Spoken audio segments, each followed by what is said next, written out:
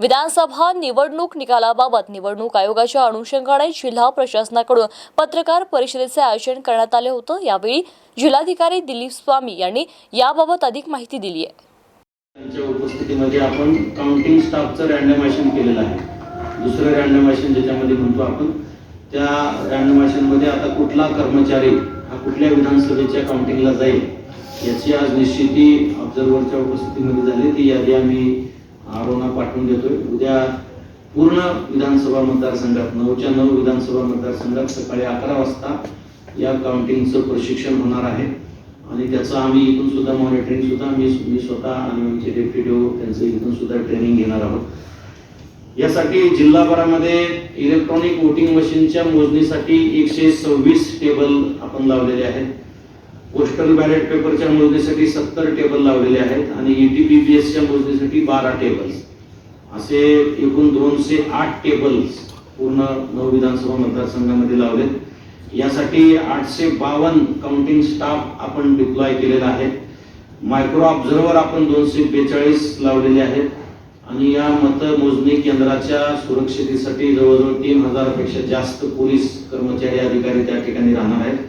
एकंदरीतच पूर्ण मतमोजणीच्या प्रक्रियेसाठी जो मॅन पॉवर आपण लावलेला आहे तो 5778 इतका मॅन पॉवर आपण काउंटिंगच्या कामकाजासाठी लावलेला आहे। उद्या प्रशिक्षण होईल आणि परवा दिवशी 23 तारखेला सकाळी 8 वाजता मतमोजणीला त्या विधानसभेच्या मुख्यालयामध्ये मतमोजणीला प्रारंभ होईल। आज आपण जे काल रात्री सर्व मतदान केंद्रावरून आल्यानंतर EVMची तपासणी, त्यांची 1700ची तपासणी ऑब्झर्व्हरच्या उपस्थितीमध्ये झालेली आहे। नंतर उमेदवारांचे उमेदवार किंवा त्यांचे एजंट आणि ऑब्झर्व्हर यांच्या उपस्थितीमध्ये सर्व स्ट्रॉंग रूम सील झालेले आहेत। ते सील करून ते पोलिसच्या आणि CRPFच्या जवानाच्या अधीन करून देण्यात आलेलं आहे आणि काउंटिंग हॉलच्या आजूबाजूला लागलेले CCTV कॅमेरे आणि मुख्यत्वे द्वारावर एकच द्वार आहे स्ट्रॉंग रूमला, त्या दाराला आपण डबल लॉक सिस्टीमनं सील केलेलं आहे सगळ्यांच्या उपस्थितीमध्ये आणि त्या दारावर असलेले CCTVचं एक स्क्रीन, एक कनेक्शन आपण बाहेर प्रत्येक ठिकाणी ठेवलेलं आहे आणि आपण सर्व उमेदवारांना आणि त्यांच्या एजंटना विनंती केली की आपण तिथं जाऊन पाहणी करा। 24 तास आपला प्रतिनिधी त्या ठिकाणी लावला तर त्याचं आम्ही स्वागत करतोय।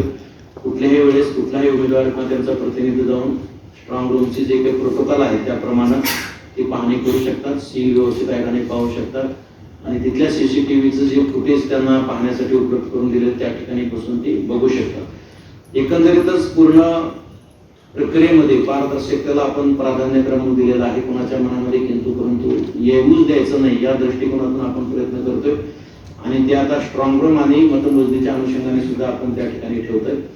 आपण माध्यमांनी मागणी केल्याप्रमाणे आपण काल आकडेवारी देण्यासंदर्भामध्ये आणि काउंटिंगच्या राऊंडच्या सुद्धा मध्ये निवडणूक निर्णय अधिकाऱ्याला आम्ही सूचना दिलेल्या आहेत आणि उद्याच्या ट्रेनिंगमध्ये पण आपण सूचना देतोय।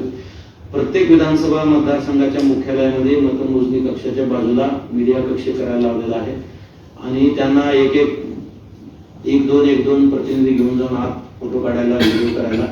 त्याच्यानंतर प्रत्येक राऊंडची प्रिंट निघाल्याबरोबर पहिली प्रिंट अनाऊन्स करण्या अगोदर मीडियाच्या कक्षाला देण्यासंदर्भामध्ये मीडिया कक्षात पोच मिळाल्यानंतर मग ढोंग्यावर अनाऊन्स करा असं आपण त्यांना सूचना दिलेल्या आहेत। कारण तुमची धावपळ त्या ठिकाणी होऊ नये, कारण तुम्ही पण पब्लिकला देणार